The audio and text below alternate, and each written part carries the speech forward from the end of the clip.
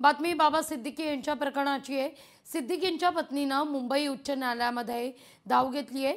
चौकशी दरम्यान दिलेल्या जबाबाकडे कानाडोळा केल्याचा आरोप त्या करतायत। याचिकेत मुंबई पोलिसांच्या तपासावर सवालही उपस्थित आहे।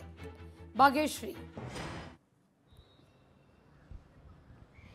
नक्कीच लागवी बाबा सिद्दीकी यांच्या ज्या पत्नी आहेत त्या या सगळ्या तपासावर खुश नाही आहेत। त्यांनी उच्च न्यायालयात धाव घेतलेली आहे। त्यांचं सरळ म्हणणं आहे की एसआयटीची स्थापना करण्यात यावी। त्यानंतर त्यांनी दिलेला जो जबाब होता पोलिसांना तो देखील सिरियसली घेतला गेलेला नाहीये, त्यावर देखील काम करण्यात आलेलं नाहीये। त्याचबरोबर काही राजकीय व्यक्तींचा यामध्ये हस्तक्षेप आहे, त्यांना वाचवण्याचा देखील कुठेतरी प्रयत्न केला जातोय असा देखील त्यांनी एक निशाणा यामध्ये साधलेला पाहायला मिळतो याचिका भरताना। त्याचबरोबर डोंगर पोखरून उंदीर काढला अशा पद्धतीचा हा तपास सुरू आहे असा देखील आरोप त्यांनी केलेला आहे। आणि आता या संदर्भातली जी सुनावणी आहे ती 11 नोव्हेंबर रोजी पार पडणार असल्याचं पाहायला मिळतंय। त्यामुळे या सुनावणीत नेमकं काय होतंय, न्यायमूर्ती नेमका काय निर्णय देत आहेत हे सगळं बघणं महत्त्वाचं आहे। कारण बाबा सिद्दीकी हे राजकीय क्षेत्रातील देखील एक अत्यंत मोठं नाव होतं, ज्यांची हत्या झाली आणि त्यानंतर त्यांचा मुलगा झिशान सिद्दीकी देखील या तपासावर मध्यंतरी खुश नसल्याचं पाहायला मिळालेलं होतं।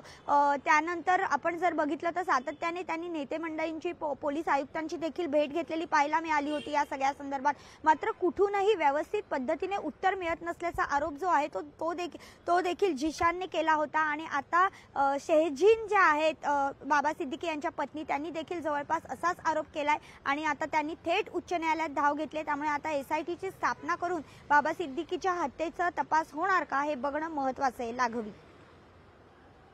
भाग्यश्री, तुर्तास धन्यवाद तुम्ही दिलेल्या एकूणच सविस्तर माहिती करता। लोकशाही मराठी ऐका, पहा, जागरूक रहा।